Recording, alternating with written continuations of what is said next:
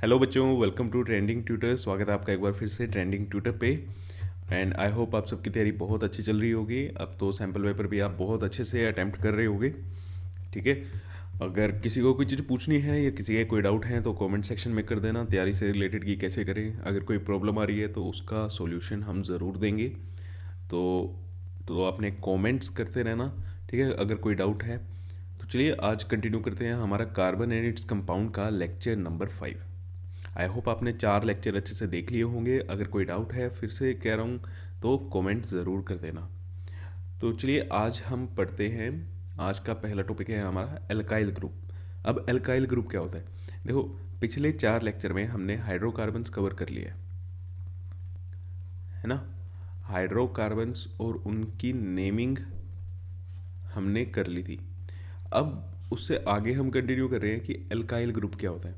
देखो, the group formed by removal of one hydrogen atom from alkane molecule. Alkane में से आप एक हाइड्रोजन क्या कर दो, माइनस कर दो। ठीक है, एल्काइल क्या होगा, alkane minus hydrogen atom, minus one hydrogen atom.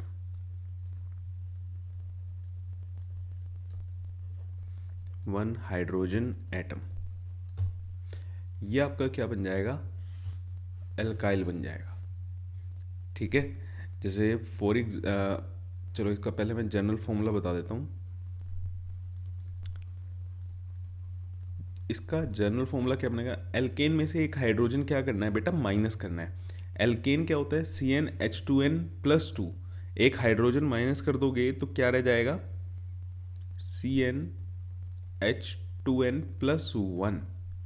Okay, यहाँ पे और इसका जो सफिक्स लगता है एंड में, जो इसके लगता है वो क्या लगता है, आइल, YLE, आइल।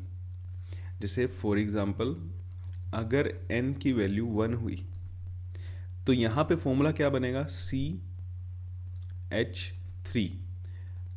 तो n की वैल्यू 1 के लिए कार्बन जब 1 होता है तो उसके लिए रूट वर्ड क्या लगता है, मिथ।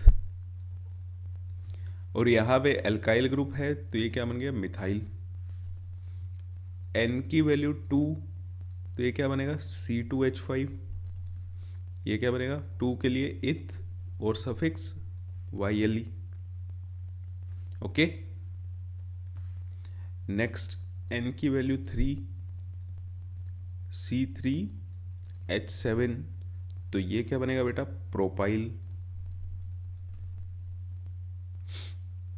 ओके, तो ये होता है बेटा आपका एल्काइल ग्रुप। जनरली आप देखो CH4 होता है मीथेन। मीथेन क्या होता है, CH4 होता है। एक क्या निकाल दिया आपने, हाइड्रोजन एटम निकाल दिया। क्लियर। अब ये जो एल्काइल ग्रुप है ना, ये आप जब IUPAC नोमेनक्लेचर करेंगे हम, ठीक है, उसमें एज अ ब्रांच की तरह यूज होगा। ब्रांच बोलो या सब्स्टिट्यूएंट बोलो, वहां पे इसकी इंपॉर्टेंस बहुत ज़्यादा है। ठीक है, तो एल्काइल ग्रुप को ध्यान रखना। अगर एक कार्बन है तो मिथाइल, 2 कार्बन है इथाइल, 3 कार्बन है प्रोपाइल, और ये एज अ ब्रांच यूज होगा। ओके, अब नेक्स्ट देखो, नेक्स्ट क्या होता है, साइक्लिक हाइड्रोकार्बन। अभी तक हमने स्ट्रेट चेन देखे थे, ठीक है ना, ब्रांच देखे थे, मीन्स कार्बन कार्बन ये ऐसे चल रहे थे, ये होते हैं स्ट्रेट चेन। अगर ऐसे हों इन्हें बोल देते हैं ब्रांच। की ट्री से जैसे ब्रांचेस बाहर निकलती हैं वैसे ही ये हो जाते थे हमारे ब्रांच। अब हमें बात करनी है साइक्लिक की। ओके, अब हमें किसकी बात करनी है, साइक्लिक की। साइक्लिक का मतलब क्या होता है, क्लोज रिंग बनेगी। क्या बनेगी, क्लोज रिंग।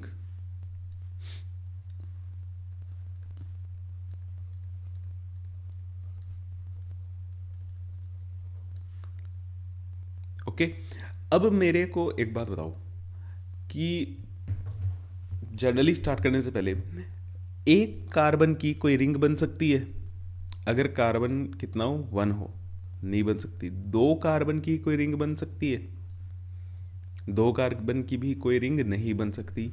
कम से कम कितने कार्बन की रिंग बनेगी? 3 कार्बन की रिंग बनेगी, ऐसे, है ना। यही क्या हुआ? क्लोज स्ट्रक्चर बना ना। यही क्या बना? क्लोज स्ट्रक्चर बना। तो इन्हीं को कहते हैं साइक्लिक। जहां से मतलब कोई भी पॉइंट आप उठा लो, कहीं से भी कार्बन उठा लो, वो घूम के वहां पे क्लोज होगा। अगर मैं इसको फर्स्ट मान रहा हूं, ये सेकंड, ये थर्ड वाला फिर से कहां से जुड़ा हुआ है? फर्स्ट से जुड़ा हुआ है।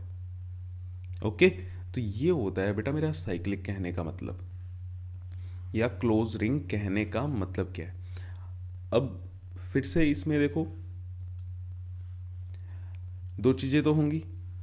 कौन कौन सी? ये भी दो तरह के होंगे। जैसे स्ट्रेट चेन हमने पढ़े थे, वैसे ये भी होंगे बेटा।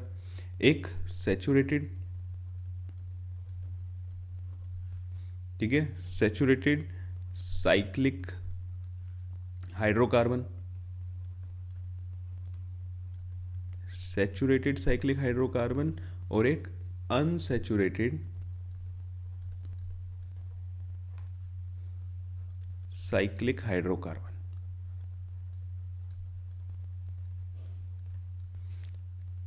सैचुरेटेड में क्या होगा? सैचुरेटेड कौन से बनेंगे? Cyclo alkane. जैसे वहां पे सैचुरेटेड क्या था? एल्केन था। यहां पे साइक्लिक में प्रीफिक्स लग जाता है एक, ठीक है, और वो प्रीफिक्स कौन सा होता है? साइक्लो। कोई भी नाम हो उसको हम साइक्लो बोल देते हैं। जैसे वहां पे प्रोपेन बोला जाता था, तो यहां पे साइक्लोप्रोपेन बोला जाएगा। ओके, तो यहां पे क्या होंगे? Cyclo alkene.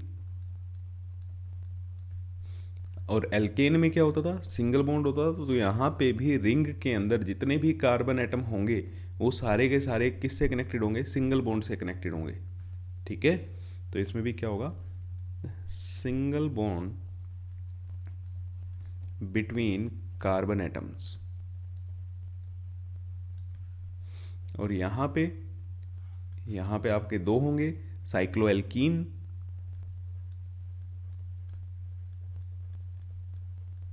एंड साइक्लोएल्काइन।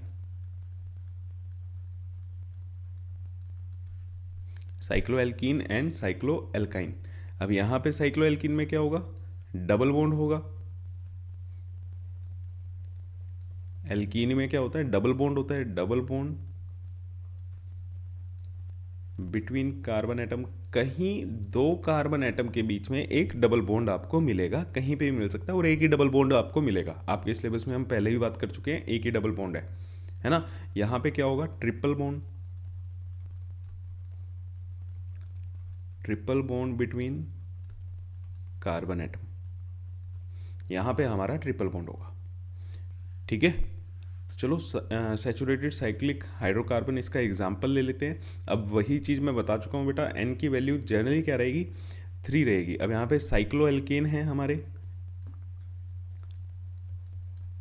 साइक्लोएल्केन है, और यहाँ पे जर्नल फॉर्मूला क्या हो जाएगा?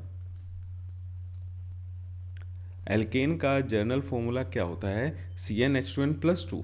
लेकिन यहाँ पे क्या होगा? CnH2n। बेसिकली दो कार्बन ना आप हटा दो। जितने भी आपने ब्रांच चेन पढ़े हैं ना, ब्रांच या स्ट्रेट चेन पढ़े हैं, साइक्लिक में आते ही दो हाइड्रोजन कम हो जाते हैं। कैसे कम हो जाते हैं? जैसे फॉर एग्जांपल अगर n की वैल्यू 3 लें, तो ये फॉर्मूला क्या बनेगा? C3H6। C3H6। अब क्लोज करना है आपको,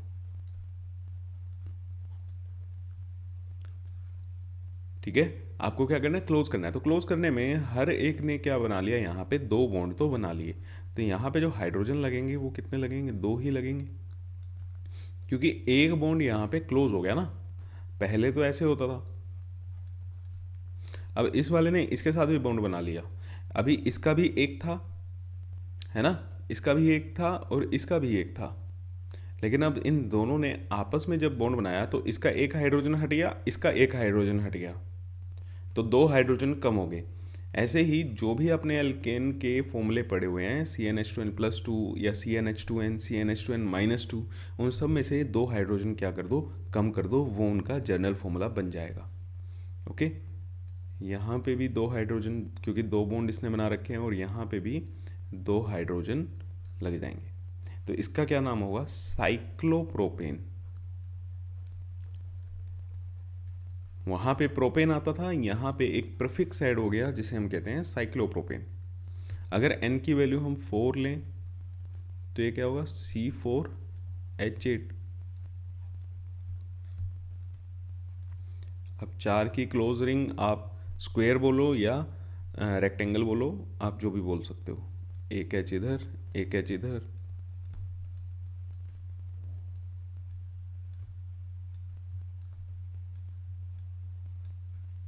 ये क्या बन गया हमारा? साइक्लोब्यूटेन। ये क्या बना? साइक्लोब्यूटेन। ओके, नेक्स्ट अनसैचुरेटेड में जैसे अगर हम पहले की बात करें साइक्लोएल्कीन की,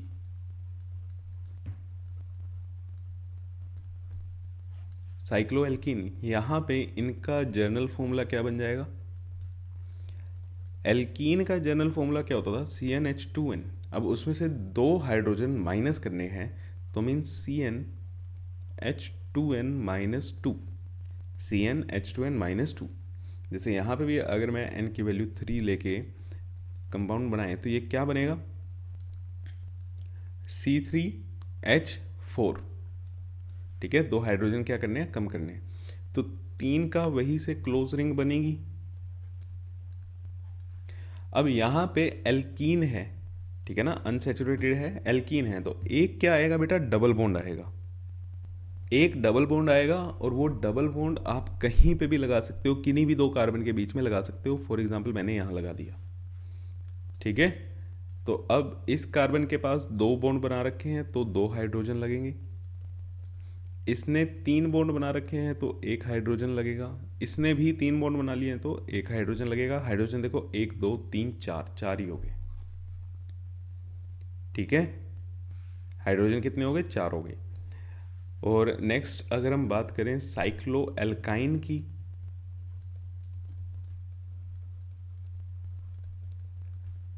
इसमें से जब आप 2 हाइड्रोजन माइनस करोगे तो ये क्या होगा? CnH2n-4, CnH2n-4।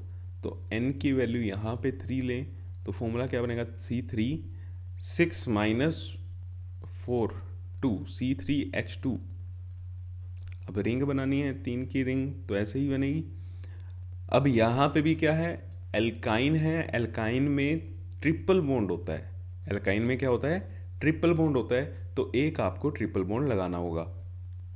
तो ट्रिपल बॉन्ड किसी भी 2 कार्बन के बीच में लगा सकते हो। हमने फिर से यहाँ पे लगा दिया।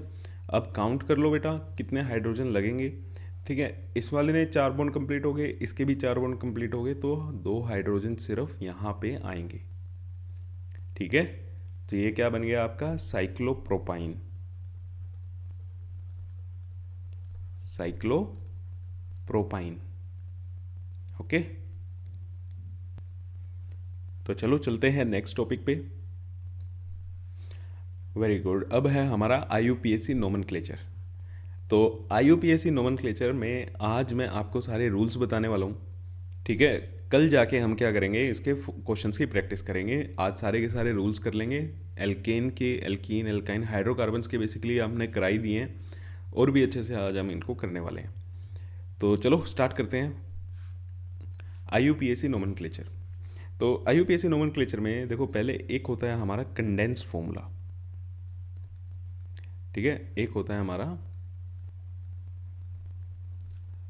Condensed formula.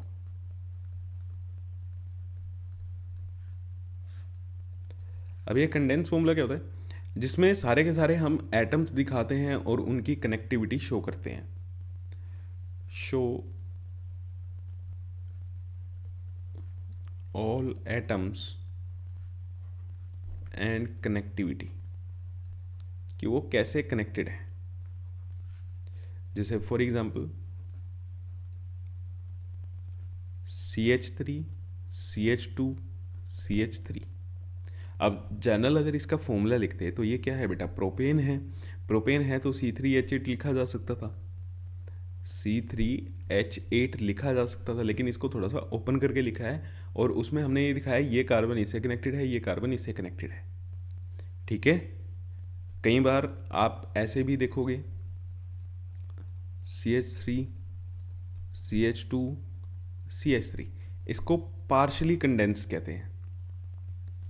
ओके, इसमें जब हम बॉन्ड दिखाते हैं तो इसको बोला जाता है पार्शली कंडेंस्ड।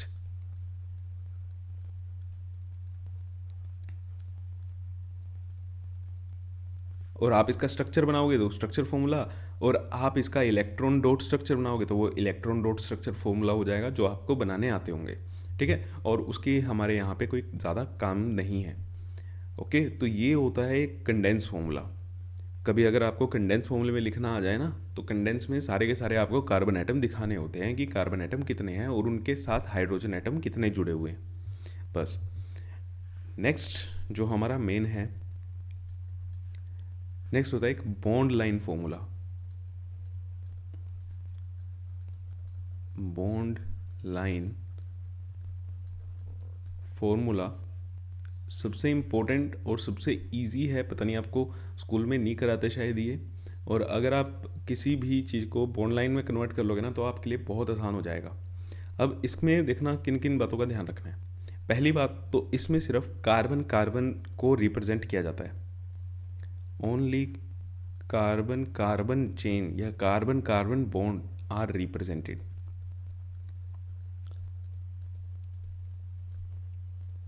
कार्बन कार्बन को रिप्रेजेंट किया जाएगा। अगर कोई हेट्रो एटम हुआ उसको भी हम रिप्रेजेंट करते हैं। Hetero atoms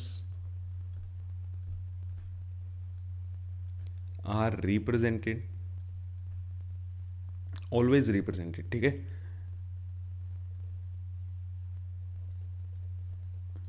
are always represented. अब ये हेट्रो एटम्स क्या होंगे, जैसे मान लो नाइट्रोजन हो गया, ऑक्सीजन हो गया, क्लोरीन हो गया, ये सब कोई और लगा हो अदर देन हाइड्रोजन। हाइड्रोजन नहीं होना चाहिए। हेट्रो एटम में हम हाइड्रोजन को काउंट नहीं करते हैं हाइड्रोकार्बन्स में। ठीक है, क्योंकि हम बॉन्ड लाइन स्ट्रक्चर में कभी भी हाइड्रोजन को रिप्रेजेंट नहीं करते। ध्यान रखना इस चीज़ का, hydrogen is never represented. Hydrogen को हम नहीं दिखाएंगे। क्लियर है, तो इस चीज़ का ध्यान रखना। अब next point, longest carbon carbon chain, longest carbon carbon chain is represented in zigzag, is represented in zigzag means हम इनको लाइन से दिखाएंगे, और वो लाइन आपने स्ट्रेट नहीं बनानी होती, मतलब वो जिगजैग पैटर्न में चलती है। वो किस में चलती है, जिगजैग पैटर्न में चलती है। और जितने कॉर्नर्स होंगे वही क्या शो करते हैं, carbon atom. Number of corner of lines, number of corner of line represent carbon atom, number of corner of line represent carbon atom। Double bond को 2 लाइन से शो करेंगे, ट्रिपल बॉन्ड को 3 line से show करेंगे।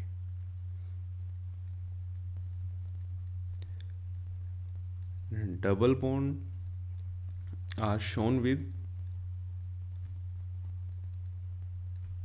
2 lines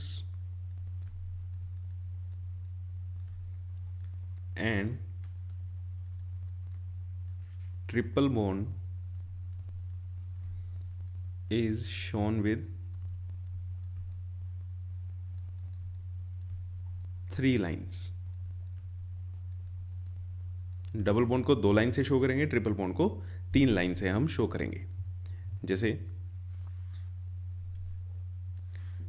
for example हम लेते हैं CH3 CH2 CH2 CH3, ये 4 कार्बन हमने ली। ठीक है, तो स्ट्रेट लाइन से दिखाएंगे, लाइन से दिखाना है, बॉन्ड लाइन फॉर्मूला है तो इसमें लाइन यूज़ होएगी शो करने के लिए। और अगर आप रूल पढ़ोगे तो क्या होगा, number of corner of line represent carbon atom. अगर यहाँ पे 4 कार्बन एटम है तो लाइन के कितने कॉर्नर होने चाहिए, 4, और जिगजैग पैटर्न में वो बनेगी। अब ये देखो, ठीक है, अब मैं इसको अलग कलर से यूज़ करता हूँ। एक ये हो गया कॉर्नर, एक ये हो गया, 2 3 4, समझ आई? ये क्या बन गया हमारा, 4 कार्बन का हाइड्रोकार्बन बन गया। अब ना आपने CH3 CH2 CH2 CH3 ये ब्यूटेन लिखा है आपने। अब यहाँ पे ब्यूटेन सिर्फ ये लाइन है, ये लाइन से क्या हो गया, ब्यूटेन हो गया। ये कॉर्नर पे जो बैठे हुए हैं आपकी, ये क्या है, कार्बन एटम है। ये क्या है, कार्बन एटम है। और ये जो लाइन इनके बीच में लग रही है, ये क्या दिखा रही है, ये दिखा रही है इनके बीच का बॉन्ड, कि ये कार्बन सिंगल बॉन्ड से क्या है, कनेक्टेड है। अब हाइड्रोजन को हम रिप्रेजेंट नहीं करते, बॉन्ड लाइन स्ट्रक्चर में हाइड्रोजन को रिप्रेजेंट नहीं किया जाता। अब यहाँ पे बाय डिफ़ॉल्ट ना ये अंडरस्टूड है कि यहाँ पे हाइड्रोजन एटम लगे हुए हैं। अब जैसे ये कार्बन है, इसने एक बॉन्ड बना रखा है, तो यहाँ पे ना 3 हाइड्रोजन लगे हुए हैं बेटा, बट वो दिखा नहीं रहे हम। यहाँ पे 2 हाइड्रोजन होंगे, यहाँ पे भी 2 हाइड्रोजन होंगे, और यहाँ पे फिर से 3 हाइड्रोजन होंगे, ठीक है। लेकिन बॉन्ड लाइन में ये चीज़ें नहीं दिखाई जाती। हाइड्रोजन को हम कभी भी बॉन्ड लाइन में नहीं दिखाते। क्लियर? तो ये आपका क्या बन गया, ब्यूटेन बन गया। अगर तो जिसको हम सिंपली C4H8 लिख देते थे, वो यही है। क्लियर हो गया? नेक्स्ट एक और देख लो। अगर हम बात करें C4H10 था ये, फॉर एग्जांपल मैं C4H8 की बात करता हूँ। अब मैंने सीधा मोलिकुलर फॉर्मूला लिखा है, मैंने कंडेंस फॉर्मूला भी नहीं लिखा। अब यहाँ पे क्या है, 4 कार्बन है। अगेन कितने कार्बन है, 4 कार्बन है। तो 1 2 3 4, पैटर्न जिगजैग ही चलेगा। पैटर्न क्या चलेगा, जिगजैग चलेगा। अब ये देखो, ये क्या है, C4H8, ये क्या है, एल्कीन है। एल्कीन में क्या होएगा, एक डबल बॉन्ड होएगा। एल्कीन में क्या होगा, एक डबल बॉन्ड होएगा।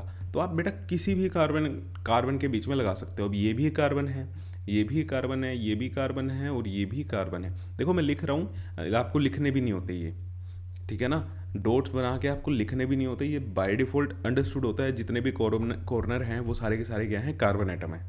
अब किन्हीं दो के बीच में क्या कर दो, डबल बॉन्ड को हम किससे शो करते हैं, 2 लाइन लगानी पड़ेगी। तो ये लो, एक लाइन और लगा दी हमने यहाँ पे। मतलब अब इन 2 कार्बन एटम के बीच में क्या है, डबल बॉन्ड है। इन 2 कार्बन एटम के बीच में क्या है, डबल बॉन्ड है। अगर मैं अल्काइन की बात करूं, C4H6, अब फिर से क्या है, यहाँ पे 4 कार्बन एटम है।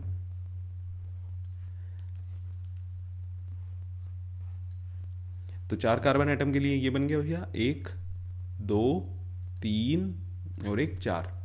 अब ये एल्काइन है, तो यहाँ पे क्या होगा, एक ट्रिपल बॉन्ड होगा। ट्रिपल बॉन्ड बेटा आप किसी के भी बीच में लगा दो। फिर से हम अगर इनके बीच में लगाएं तो ये लो, ये टोटल 3 लाइन होगी। 3 लाइन होगी तो इसमें क्या हो गया, ये बॉन्ड, ये कार्बन और ये कार्बन में क्या है, ट्रिपल बॉन्ड बना दिया आपने। इस कार्बन और इस कार्बन में ट्रिपल बॉन्ड आपने बना दिया। क्लियर है? कोई और मॉलिक्यूल हो जाए, जैसे हम हेटेरोएटम्स को रिप्रेजेंट करते हैं। हेटेरोएटम को रिप्रेजेंट करने के लिए चलो मैं एक एग्जांपल ले लेता हूँ, CH3 CH2OH। अब ये मॉलिक्यूल आपने बनाना है। अब जो लाइन से हम रिप्रेजेंट करेंगे वो क्या रिप्रेजेंट करेंगे, कार्बन कार्बन। अब 2 कार्बन है, ये लो भैया, एक कार्बन ये हो गया, एक कार्बन ये हो गया। अब इस वाले कार्बन के साथ दूसरे कार्बन के साथ क्या जुड़ा हुआ है, OH जुड़ा हुआ है। तो आपको OH दिखाना है, OH, ये बॉन्ड दिखा दिया, ठीक है, कि इस बॉन्ड से क्या जुड़ा हुआ है, OH जुड़ा हुआ है। ओके, ये कार्बन हो गया, ये कार्बन हो गया, और यहाँ पे क्या है, ऑक्सीजन जुड़ा हुआ है, और ऑक्सीजन के साथ यहाँ पे हाइड्रोजन था। अब कहोगे सर हम तो बॉन्ड लाइन में हाइड्रोजन रिप्रेजेंट नहीं करते। बेटा हमने बॉन्ड लाइन में कार्बन के साथ तो कहाँ हाइड्रोजन रिप्रेजेंट किया है। ये वाला हाइड्रोजन जो है ये ऑक्सीजन के साथ कनेक्टेड है, ठीक है ना, ये ऑक्सीजन के साथ बॉन्ड बना रखा है इसने। तो हमने ऑक्सीजन वाले को तो दिखाएंगे, क्योंकि ऑक्सीजन तो हम वैसे भी अलग दिखाई रहे हैं बॉन्ड लाइन में। समझ आई बात? ये हाइड्रोजन हमारा ऑक्सीजन के साथ कनेक्टेड है। क्लियर? तो आई होप आपको बॉन्ड लाइन फॉर्मूला समझ आया होगा। अब चलो रूल्स की बात करते हैं, ठीक है। आज रूल पढ़ा के जाऊंगा और इनको रिवाइज करना है। इस कॉपी को मतलब जिसमें भी आप नोट कर रहे होगे, पता नहीं कुछ बच्चे नोट करते भी हैं या नहीं, क्योंकि पीडीएफ तो देखो आपको मिल जाती है, बट कुछ चैप्टर्स ऐसे होते हैं जिसकी आपको प्रैक्टिस करनी पड़ेगी। और ये चैप्टर ना ऐसा है, जब मैं यहाँ पे स्ट्रक्चर सोल्व कर रहा हूँगा, स्ट्रक्चर का नाम लिख रहा हूँगा, तो आपको बहुत ज़्यादा ईजी लगेगा। बट प्लीज़ आप ना एक रफ कॉपी ले लेना, उसमें सेम स्ट्रक्चर बना के जो जो चीज़ मैंने बताई है वो चीज़ रिवाइज करना, ठीक है। तो पहला रूल ये होता है बेटा, select the longest carbon chain. Longest carbon chain का मतलब जिसमें क्या आ रहे हो, आपके मैक्सिमम कार्बन एटम आ रहे हो, मैक्सिमम कार्बन एटम्स जिस चेन में आपके आ रहे हो।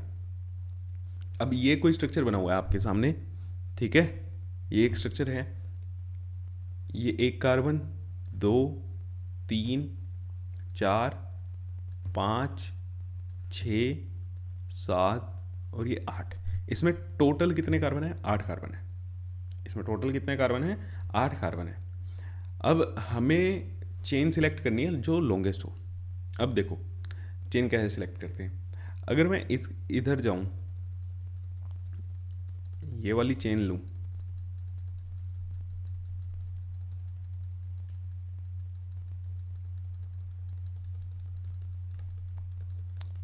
एक तो ये हो सकता है भाई, एक चेन ये होगी। अब इसमें मेरे पास कितने कार्बन आइटम आए? 1, 2, 3, 4, 5, 6, ठीक है ना। ऐसे यहाँ पे कितने कार्बन आइटम मिल रहे हैं? 6 कार्बन आइटम मिल रहे हैं। अगर मैं कोई और तरीका है, अगर मैं इधर चले,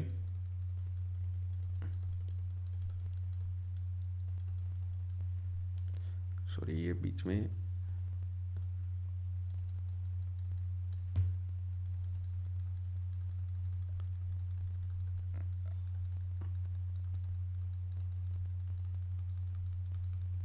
ग्रीन वाले में चलें अगर हम, तो यहां पे कितने कार्बन एटम आ रहे हैं? 1, 2, 3, 4, 5, 6, 7। यहां से हमें कितने मिल रहे हैं? 7 कार्बन है भाई। मैं कौन सी चेन सिलेक्ट करूंगा? तो मैं तो 7 कार्बन वाली चेन सिलेक्ट करूंगा ना। तो मीन्स इस स्ट्रक्चर में जो ये स्ट्रक्चर था,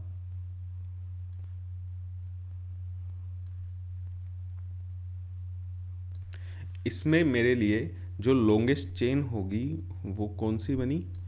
ये मेरी लॉन्गेस्ट चेन बनी।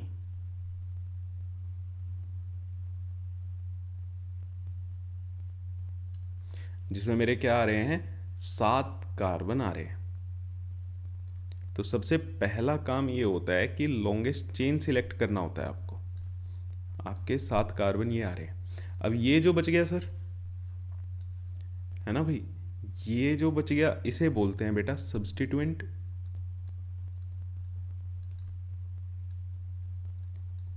या फिर इसको ब्रांच बोल दो आप।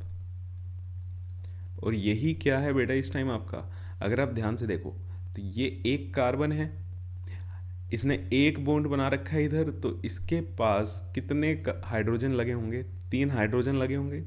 मीन्स ये जो फॉर्मूला है, ये जो चीज़ है, ये क्या है? CH3। ये क्या है? CH3। CH3 मतलब मिथाइल। CH3 मतलब मिथाइल। तो ये क्या है? एक एल्काइल ग्रुप है। ये क्या है? एक एल्काइल ग्रुप है। अच्छा, एल्काइल ग्रुप को ना हम जर्नली R से रिप्रेजेंट करते थे, शायद मैंने वहाँ पे ऊपर लिखा नहीं है, बट जनरली हम सब्स्टिट्यूएंट को क्या कर देते हैं? R से रिप्रेजेंट कर देते हैं। तो आई होप क्लियर हुआ होगा ये चीज़, ठीक है। तो ये क्या था? एल्काइल। ये क्या बनी आपकी? एक ब्रांच बनी या सब्स्टिट्यूएंट बना। अब कुछ बच्चे कहेंगे कि हमें तो बॉन्ड लाइन करवाया नहीं है। बेटा आप इसका ना सिंपल स्ट्रक्चर, आप इसका कंडेंस फॉर्मूले में भी लिख सकते हो या पार्शली कंडेंस में भी लिख सकते हो। जैसे ये क्या है? एक कार्बन है, ये दूसरा कार्बन, ये तीसरा कार्बन, ये चौथा कार्बन है, एक ये आ जाओ 5, फिर एक ये 6। स्ट्रेट चेन में तो 6 हैं, 1, 2, 3, 4, 5, 6, है ना। फिर एक कार्बन से यहाँ से एक जुड़ा हुआ है और इससे फिर आगे एक जुड़ा हुआ है। मीन्स मैं ऐसे करके दिखा देता हूँ। मेरे साइड में जगह नहीं है। अब इनके हाइड्रोजन पूरे कर दो। यहाँ पे कितना लगेगा, CH3, ये 2 बॉन्ड बना रखे हैं, 2 CH2 CH2 CH2 CH CH3, ये CH2 और ये क्या आ जाएगा, CH3, है ना। तो ये यही चीज़ तो बनी हुई है। आप ऐसे स्ट्रक्चर को आप बॉन्ड लाइन में कन्वर्ट कर लो, जैसे हमने पिछले पेज पे किया था। यहाँ पे भी तो हमने किया है, 4 कार्बन थे तो 4 कार्बन लगाए और हाइड्रोजन लगा दो। हाइड्रोजन हम दिखाने की जरूरत नहीं होती। तो ये सेम चीज़ है। ओके, आप यहाँ से सोल्व करो या यहाँ से सोल्व करो, जब आप यहाँ से भी सोल्व करोगे ना, तब भी आपकी जो लॉन्गेस्ट चेन बनेगी वो बेटा यही बनेगी, जिसमें आपके 1 2 3 4 5 6 7 कार्बन आपके आएंगे। और ये क्या बच गया आपका, सब्स्टिट्यूएंट बच गया, जिसे हम क्या कह रहे हैं, एल्काइल ग्रुप कह रहे हैं। और यहाँ पे एल्काइल ग्रुप कौन सा है, मिथाइल। एल्काइल को हम R से शो करते हैं, ठीक है। अब जैसे एक और एग्जांपल ले लेते हैं।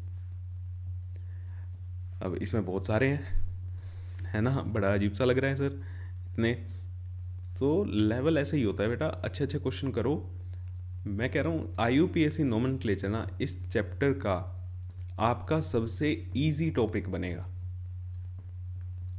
आपका सबसे इजी टॉपिक बनेगा ये। एक भी क्वेश्चन गलत नहीं होगा, ना मेरे ऑफलाइन में कभी गलत हुआ, ना मैं आपका ऑनलाइन में होने दूंगा। तो देखो अब इसमें कितने कार्बन एटम आ रहे हैं, 1 2 3 4 5 6 7। अगर मैं इस वाले को चूज करते हैं तो 7 आ रहे हैं। 1 2 3 4 5 6, ऐसे 6 आ रहे हैं। 1 2 3 4 5 6 7 8 9, ऐसे 9 आ रहे हैं, है ना। अगर यहाँ से देखें 1 2 3 4 5 6 7 8 9 10 11 12, ऐसे 12 आ रहे हैं। तो समझ रहे हो। तो बेटा हम कैसे स्टार्ट करेंगे, हम इधर से ही स्टार्ट करेंगे। ये हम क्या लेंगे, अपनी लॉन्गेस्ट चेन लेंगे। आपको सिर्फ देख लेना है कि किस में आपका क्या बन रहा है, सबसे बड़ी चेन आपकी बन रही है, क्योंकि हमें क्या लेनी है, लॉन्गेस्ट चेन लेनी है।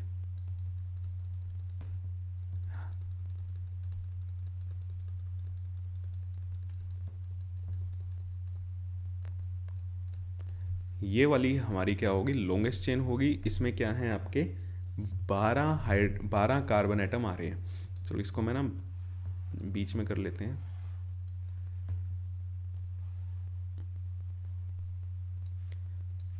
इसमें हमारे क्या आ रहे हैं, 12 कार्बन एटम्स आ रहे हैं। क्योंकि और जगह आप देख लो और किसी भी साइड आप चले जाओ, 12 आ ही नहीं रहे, मतलब इससे कम ही आ रहे हैं। 12 तो छोड़ो, हमें 12 नहीं चाहिए, हमें जितने मैक्सिमम होते हैं उतने चाहिए, बट वो नहीं आ रहे ना। अब देखो एक ये आपकी ब्रांच बच गई,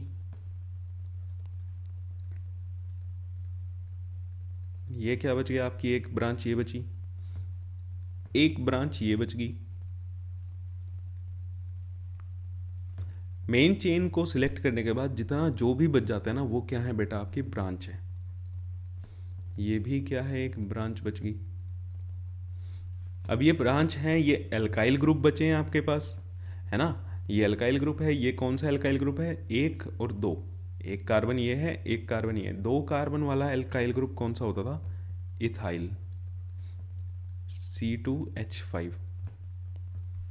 ये 1 कार्बन वाला है, तो ये कौन सा बचा है, मिथाइल। अभी जब हम नाम लिखेंगे ना तो उसमें इसका बहुत यूज होना है। ये भी 1 कार्बन वाला है, तो ये क्या बचा है, मिथाइल, CH3। ठीक है, अभी नाम नहीं लिखना सिखा रहा, अभी सिर्फ रूल सिखा रहा हूं। क्लियर। अभी हम सिर्फ क्या कर रहे हैं, रूल समझ रहे हैं। तो आई होप आपको ये रूल समझ आ गया होगा कि सबसे पहले काम क्या होता है, आपको लॉन्गेस्ट कार्बन चेन सिलेक्ट करनी होती है। सेकेंड रूल क्या कहता है, सेकेंड रूल कहता है if there are multiple longest carbon chain containing same number of carbon atom.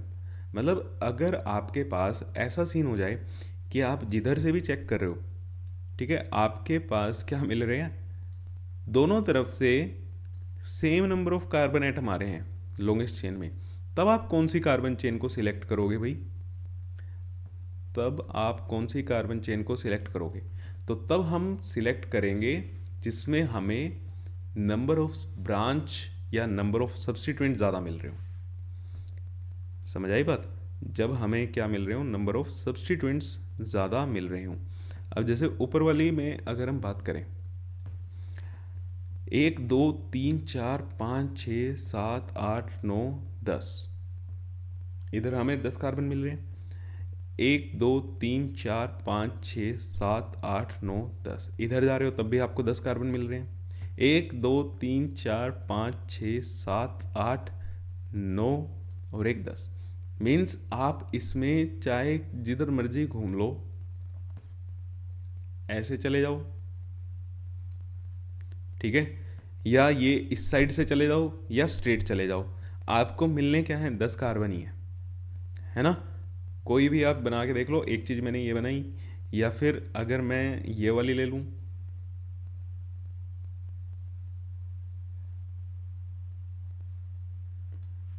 इसमें भी आपको कितने मिल रहे हैं, 10 कार्बन ही मिल रहे हैं। अगर आप दूसरे वाली ले लो,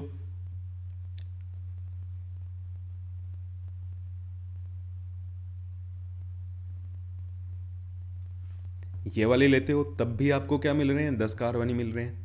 तो सर अब हम कौन सी लें? अब आपके पास दो चॉइस हैं। हाँ, इसको हटाना नहीं था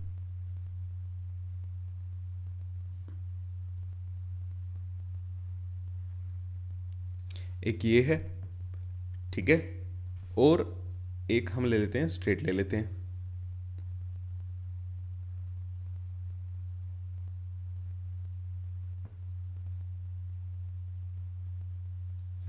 अब इन दोनों में आपको क्या मिल रहे हैं, 10-10 कार्बन आपको मिल ही रहे हैं। मतलब लॉन्गेस्ट चेन में आपके कितने कार्बन आ रहे हैं, 10 कार्बन आ रहे हैं। तो अब मैं ऊपर वाले को सिलेक्ट करूं या मैं नीचे वाले को सिलेक्ट करूं? अब देखो, अगर मैं नीचे वाले को सिलेक्ट करता हूं, अगर मैं नीचे वाले को कहता हूं कि ये ले लो, तो इसमें भी 10 आ रहे हैं, इसमें भी 10 आ रहे हैं, कोई सी भी ले लो यार। नहीं, ऐसा नहीं होता। अब यहाँ पे मेन चेन के अलावा जो भी रहता है वो आपका क्या है, वो आपका क्या है, सब्स्टिट्यूएंट है। ये अब आपकी क्या है, ब्रांच है। कितनी है, एक। कितनी है, एक। समझ आ रही है? अगर हम ऊपर वाले में देखें, एक मेरी ब्रांच ये बन रही है और एक मेरी ब्रांच ये क्या बन रही है, ये बन रही है। यहाँ पे मुझे दो ब्रांच मिल रही हैं। यहाँ पे मेरे को टोटल कितनी ब्रांच मिल रही है, मीन्स सब्स्टिट्यूएंट की बात करें तो कितने मिल रहे हैं, दो मिल रहे हैं। तो मैं इधर वाला सिलेक्ट करूँगा। अगर आपके पास कभी ऐसा हो जाता है कि number of carbon atom same हो जाएं, तो आपको क्या चेक करोगे, जहाँ पे आपको ज़्यादा सब्स्टिट्यूएंट मिलेंगे वो वाली चेन आपको लेनी है, ठीक है। अब इसमें चाहे आप ना रेड वाले को इधर कर देना तो भी आपको दो ही मिलेंगे, तब ये वाली ब्रांच बन जाएगी। क्लियर है? अपने आप करके देखना ये चीज़। तो दो रूल क्लियर है। पहला रूल क्या कहता है कि सबसे लंबी कार्बन चेन को सिलेक्ट करो। तो सर देख लिया हमने, सबसे लंबी कार्बन चेन में हमारी क्या आ रहे थे, 10 कार्बन आ रहे थे। अगर ऐसा हो जाए, रूल नंबर 2 क्या कहता है, अगर आप सबसे लंबी जो कार्बन चेन सिलेक्ट कर रहे हो और वो मल्टीपल मिल रही हैं, मतलब 2 में या 3 में आपको same number of carbon atom मिल रहे हैं, तो आप कौन सी सिलेक्ट करोगे, आप वो वाली सिलेक्ट करोगे जिस चेन से आपको ज़्यादा नंबर ऑफ सब्स्टिट्यूएंट मिले, जिस चेन से आपको ज़्यादा नंबर ऑफ सब्स्टिट्यूएंट मिले। क्लियर? तो ये दो रूल थे, आई होप आपको समझ आ गए होंगे। नेक्स्ट रूल नंबर 3, और रूल नंबर 3 पे आपका स्टार लगा लेना, ठीक है, क्योंकि ये ना आपके डेफिनेशन में भी पूछा जाता है। रूल नंबर 3 आपका lowest locant rule, lowest locant rule. अब ये रूल क्या कहता है, देखो जब आप पहले दो रूल अप्लाई कर लोगे, ठीक है, अब जैसे इसमें 1 2 3 4 5 6, 1 2 3 4 5 6 7, अब सीधी सीधी सी बात है, चेन तो मेरे को ये मिल गई, है ना। मेरे पहले दो रूल क्या हो गया, अप्लाई हो गई। इसमें तो पहले ही हो गया, लॉन्गेस्ट चेन थी और कोई लॉन्गेस्ट चेन है नहीं, और ये क्या बन गया, इसका ब्रांच बन गई। ये क्या बन गई, इसकी ब्रांचिंग हो गई। क्लियर है? तो मैं इसको हटा रहा हूँ। क्लियर है बेटा? अब लोएस्ट लोकेंट रूल क्या कहता है, अब हमें ना नाम लिखने के लिए नंबरिंग करनी पड़ती है। क्या करनी पड़ती है, नंबरिंग इनको करना पड़ता है। अब नंबरिंग कहाँ से करनी है, अब नंबरिंग करने के दो तरीके हैं। देखो, अगर मैं लेफ्ट से राइट चलता हूँ, लेफ्ट से स्टार्ट करता हूँ नंबर करना, 1 2, ये ब्रांच भी हटा देंगे, लॉन्गेस्ट चेन हटा देते हैं, 3 4 5 6 7, ये मेरी लॉन्गेस्ट चेन आपको पता लग गया। अगर मैंने लेफ्ट से राइट की तरफ नंबरिंग की,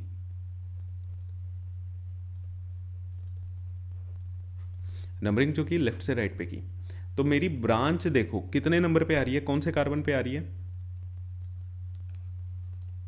ब्रांच कौन से कार्बन पे आ रही है, लेफ्ट से राइट में branch at fifth carbon, fifth carbon पे आ रही है। अगर मैं राइट से लेफ्ट करूं तो 1 2 3 4 5 6 7, अगर मैंने राइट से लेफ्ट की तरफ नंबरिंग की तो मेरी ब्रांच कितने नंबर पे आ रही है, थर्ड कार्बन पे आ रही है ना, ब्रांच कितने कार्बन पे आ रही है, थर्ड कार्बन पे आ रही है। तो मेरी कौन सी नंबरिंग सही है, कि मुझे लेफ्ट टू राइट करनी चाहिए, राइट टू लेफ्ट करनी चाहिए। तो इसका आंसर क्या देता है, लोएस्ट लोकेंट रूल। इसका आंसर कौन देता है, लोएस्ट लोकेंट रूल। मीन्स हमें नंबरिंग उस वे में करनी है जहां पे हमारी ब्रांच को या सब्सटीट्यूएंट को छोटा नंबर मिले। ठीक है, we will start numbering in such a way that substituent gets the lowest number. अब लोएस्ट नंबर कौन सा मिल रहा है, फिफ्थ या थर्ड, थर्ड वाला ना, तो हमारी नंबरिंग किधर से होगी, राइट टू लेफ्ट होगी। मीन्स लेफ्ट टू राइट हम नंबर नहीं करेंगे। जो ये वाइट वाली मार्किंग हुई हुई है, ये नंबरिंग हमारी क्या है, गलत है। क्लियर है, नाम लिखने के लिए आपको नंबरिंग करनी ही करनी पड़ेगी। अब इसमें फिर से वही बच्चे ना कुछ बोले, अगर भाई तो ये सिंपल सा ऐसा मॉलिक्यूल है, 1 2 3 4 5 6 7, फिफ्थ कार्बन पे क्या लगा हुआ है, एक CH3 लगा हुआ है। ओके, तो यहाँ पे आप सब क्या कर सकते हो, इसके हाइड्रोजन पूरे कर देना।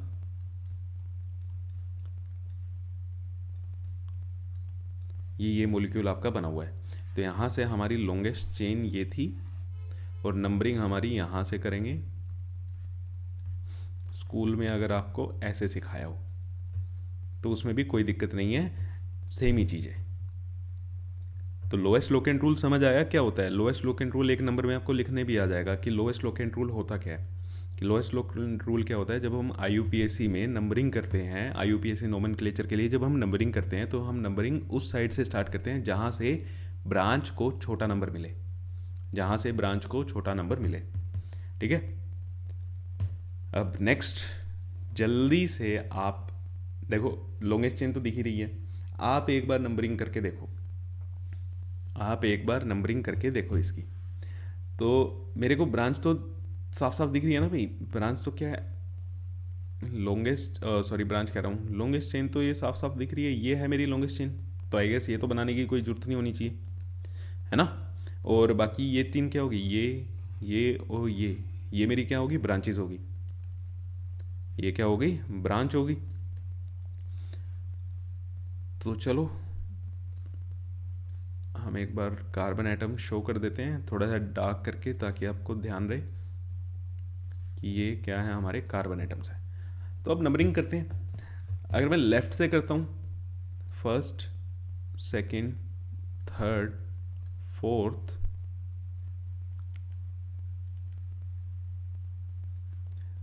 फिफ्थ सिक्स्थ और ये सेवेंथ। और अगर मैं राइट से करता हूँ, 1 2 3 4 5 6 7। तो इस बार देखना, जब मैंने लेफ्ट से कही, लेफ्ट टू राइट अगर मैं गया, तो मेरी पहली ब्रांच कहाँ पे आ रही है, फर्स्ट ब्रांच देखना, ब्रांच एट सेकंड, वाइट वाले से जो हमने की है सेकंड नंबर पे आ रही है, सेकंड कार्बन पे। अगर मैं राइट से लेफ्ट किया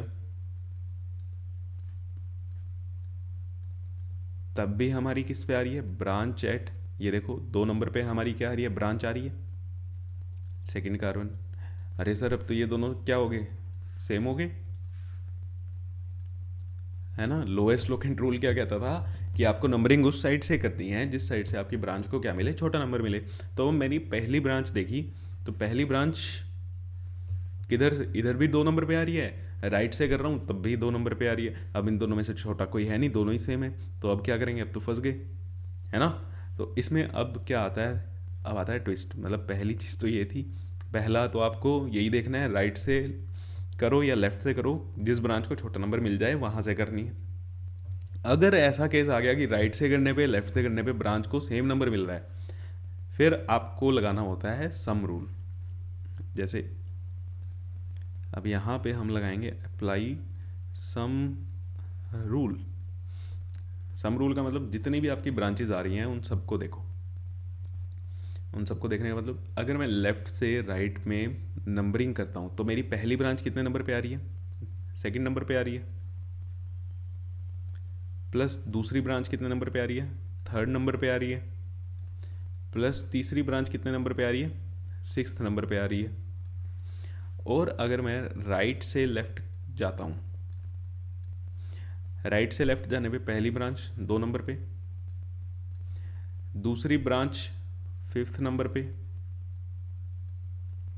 और नेक्स्ट ब्रांच कितने पे आ रही है, 6th नंबर पे आ रही है। इनका कर दो आप टोटल, टोटल करेंगे तो ये कितना हो गया 11, ये कितना हो गया 13। छोटा कौन सा है, ये लोएस्ट है, ये लोएस्ट है, तो हम लोएस्ट वाले को ही क्या लेंगे, अपना आंसर लेंगे। तो हमारी जो नंबरिंग होगी वो कहाँ से होगी, लेफ्ट टू राइट होगी। नंबरिंग क्या होगी, लेफ्ट टू राइट होगी। जो छोटा आएगा, जिसका सम क्या आएगा, छोटा आएगा, वो हमारा क्या होगा, उस साइड से हम क्या करेंगे, नंबरिंग करेंगे, उस साइड से हम क्या करेंगे, नंबरिंग करेंगे। क्लियर है बेटा। तो अगर इन केस ऐसा हो जाए ना कि लेफ्ट से राइट और राइट से लेफ्ट करने पे आपका सेम आ जाए, तो आप सम रूल लगाओ और सम रूल से चेक कर लो। क्लियर। अब आ जाओ नेक्स्ट पे, नेक्स्ट एग्जांपल। हम कार्बन एटम शो कर देते हैं पहले अच्छे से, ताकि सभी बच्चों को कार्बन एटम देखने में ना अभी आपको इतनी प्रैक्टिस भी नहीं हुई होगी। तो देखो अब भाई, अब स्ट्रेट चेन तो मिल गई, लॉन्गेस्ट चेन मतलब तो ये वाली होगी हमारी, ठीक है। 1 2 3 4 5 6 7, इधर भी जाओगे 1 2 3 4 5 6 7, इधर भी 7 है। आप जोन से भी लो, अगर ये मैं ऊपर वाली भी लेता हूँ, अगर मैं ये वाली भी लूँ ना, ठीक है, इसको हटा के अगर हम थोड़ा इधर आ जाएं तब भी सेम ही रहेगी बात।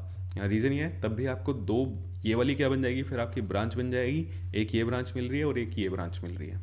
तो आपको ब्रांच भी क्या मिल रही है, सेम ही मिल रही है। इस बार अभी भी आपको 2 ही ब्रांच मिल रही है और दोनों सेम ही है। क्लियर। तो लॉन्गेस्ट चेन समझ आ गई। अब हम करते हैं इसकी नंबरिंग। तो नंबरिंग अगर मैं लेफ्ट से स्टार्ट करता हूँ, 1 2 3 4 5 6 7, और अगर मैं राइट से स्टार्ट कर दूँ, 1 2 3 4 5 6 7, है ना। अब दिक्कत क्या है, दिक्कत वही है सर, अगर मैं लेफ्ट से राइट जा रहा हूं तो मेरी ब्रांच किस पे आ रही है, मेरी ब्रांच आ रही है 3rd नंबर पे, ठीक है। और अगर मैं राइट से लेफ्ट नंबरिंग कर रहा हूं तब भी मेरी ब्रांच किस पे आ रही है, 3rd नंबर पे आ रही है। तो ये दोनों क्या हो गए, सेम हो गए। तो यहाँ से तो मुझे आंसर मिला नहीं कि नंबरिंग कहाँ से करनी है, राइट से लेफ्ट करनी है या लेफ्ट से राइट करनी है, यहाँ से तो मुझे नहीं आंसर मिला। फिर हम क्या करेंगे, सर मुझे पता है, सम रूल लगाएंगे। तो अप्लाई करो, अप्लाई सम रूल। अब जब हम सम रूल लगाएंगे तो जब मैं लेफ्ट से राइट जा रहा हूँ तो लेफ्ट से राइट पे पहली ब्रांच मेरी आ रही है 3 नंबर पे, प्लस दूसरी ब्रांच आ रही है मेरी 5 नंबर पे, तो इनका टोटल क्या हो गया 8। अगर मैं राइट से लेफ्ट जा रहा हूँ तो पहली ब्रांच मेरी कितने पे आ रही है, 3 पे आ रही है, और दूसरी ब्रांच मेरी कितने पे आ रही है, 5 पे आ रही है। तो अब तो ये दोनों भी क्या आ गए, सेम आ गए। अब तो ये भी क्या हो गया, सेम आ गया। अब तो पिछली बार तो यहाँ से आंसर मिल गया था हमें। अब अगर ऐसा हो जाए कि सम रूल में भी आपको आंसर ना मिले, तब आपको क्या करना होता है बेटा, तब आपको लगाना है alphabetical rule. Then apply alphabetical rule. अभी अल्फ़ाबेटिकल रूल क्या कहता है, अल्फ़ाबेटिकल रूल देखो क्या कहते हैं, ये एक ब्रांच है, इसका नाम क्या होगा, इथाइल 2 कार्बन की है ना, 2 कार्बन है तो ये इथाइल होगा। ये वाली ब्रांच का नाम क्या होगा, मिथाइल। तो मीन्स मेरे पास 2 ब्रांच हैं, एक मिथाइल है, एक इथाइल है। एम पहले आता है या ई पहले आता है, ई पहले आता है ना, अल्फ़ाबेटिकल ऑर्डर में चलेंगे। ई पहले आता है तो हम उस साइड से नंबरिंग करेंगे जहां से ई वाले को क्या मिले, छोटा नंबर मिले। ओके, ठीक है। तो यहां पे लिख देता हूं मैं इसको, as E comes before M, E comes before M, so so ethyl will get lower number। Ethyl को क्या मिलना चाहिए, छोटा नंबर मिलना चाहिए। अब इथाइल को छोटा नंबर कब मिलेगा, जब वो लेफ्ट से, देखो राइट से आ रहा है, वाइट वाली साइड से आ रहा है, तो इथाइल 5th नंबर पे आ रहा है। अब आपको और कोई ब्रांच नहीं देखनी है, आपको इथाइल देखना है, ई आपका पहले आना चाहिए। और जब आप राइट से आ रहे हो तो आपका इथाइल 3rd नंबर पे आ रहा है, तो हम राइट से लेफ्ट करेंगे नंबरिंग। सो नंबरिंग जो होगी वो कैसे होगी, right to left. Clear, numbering कैसे करेंगे हम, राइट से लेफ्ट की तरफ नंबरिंग करेंगे। तो आई होप आपको ये तीनों रूल्स क्लियर हैं। पहला क्या था भैया, लॉन्गेस्ट चेन सिलेक्ट करो। सेकंड, अगर लॉन्गेस्ट चेन में पंगा आ रहा है कि मतलब 2 से ज़्यादा लॉन्गेस्ट चेन आपको सेम मिल रही है, तो आपको क्या करना है, सब्स्टिट्यूएंट जिसमें ज़्यादा हो वो लेने हैं। अब थर्ड रूल क्या कहता था, lowest locant rule. Lowest locant rule क्या कहता था, हम नंबरिंग उस साइड से स्टार्ट करेंगे जहाँ से ब्रांच को क्या मिले, कम नंबर मिले। तो पहला एक तो हमने ये देखा कि ब्रांच को कम नंबर कहाँ से मिल रहे हैं। दूसरी में, अगर ब्रांच को पहले में ही दोनों में सेम नंबर पे आ जाए, मीन्स राइट से लेफ्ट भी और लेफ्ट से राइट भी ब्रांच सेम नंबर पे आ जाए, तो हम क्या करेंगे, सम रूल लगाएंगे। सारी ब्रांचेस को काउंट करेंगे कौन कौन से नंबर पे आ रही है, और उन सबका क्या लिखेंगे, ऐड करके सम लिखेंगे। जो सम छोटा है, जिसका जिसका छोटा आएगा वो हम नंबरिंग करेंगे।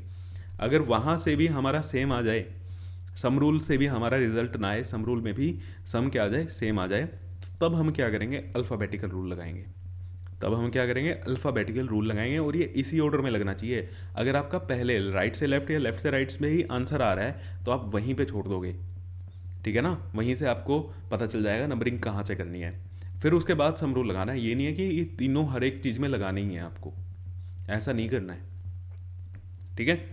और आज का last rule, rule number 4। Rule number 4 क्या कहता है, आपका नाम लिखने का तरीका है कि सबसे पहले क्या लिखा जाता है, प्रीफिक्स, फिर रूट वर्ड, और फिर प्राइमरी सफिक्स।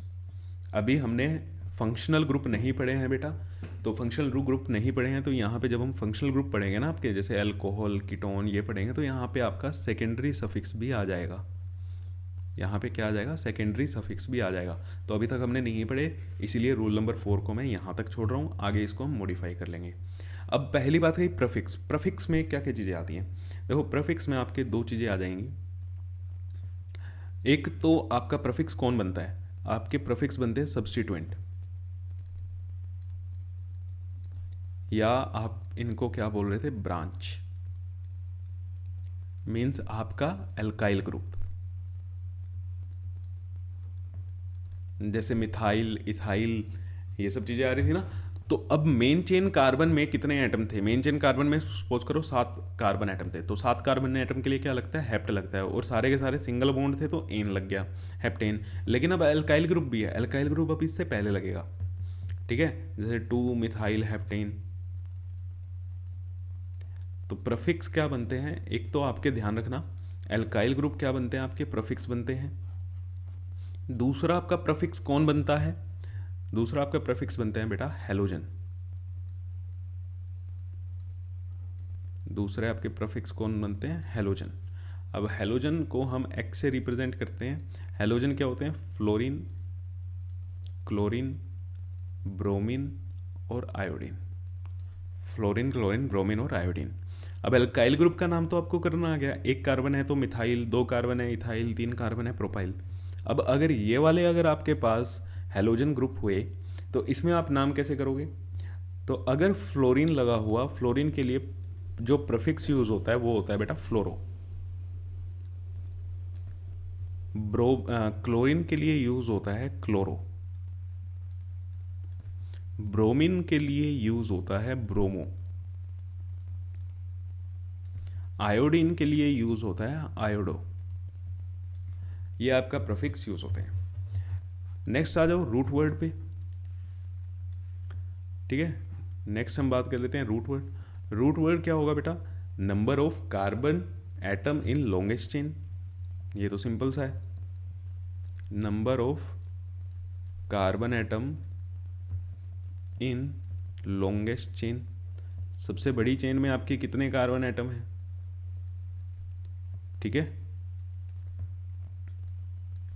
जैसे फॉर एग्जांपल अगर एक कार्बन है तो उसके लिए आप क्या लगाते हो? मिथ लगाते हो।